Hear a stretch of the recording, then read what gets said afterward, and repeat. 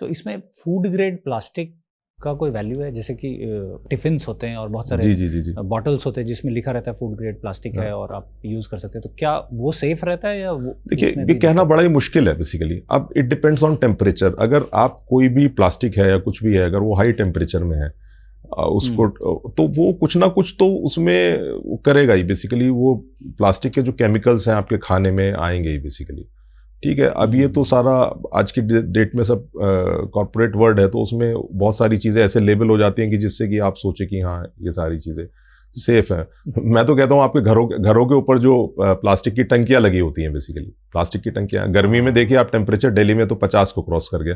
Even इस बार हमारे यहाँ देहरादून में जो टेम्परेचर था, इट टच अराउंड 45 डिग्रीज। तो अब इस टेम्परेचर पे आपका पानी उस प्लास्टिक की टंकी में स्टोर है, तो वो कुछ ना कुछ केमिकल तो उसमें जाएगा ना पानी के अंदर, जिसको कि हम फिर यूज कर रहे हैं बेसिकली। तो ये सारी चीजें तो हैं ही बेसिकली। तो ये जो वाटर प्यूरिफायर होता है, जी, वो भी तो प्लास्टिक का ही होता है एक तरह से, है ना?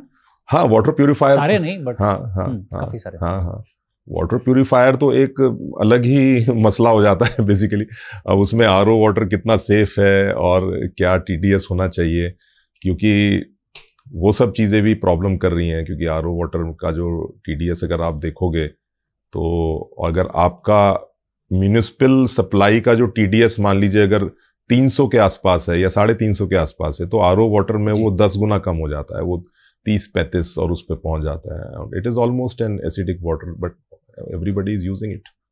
मैंने एक 8 चैप्टर वीडियो कोर्स भी बनाया जिसका नाम है heal asthma using yoga, Ayurveda and nutritional therapy.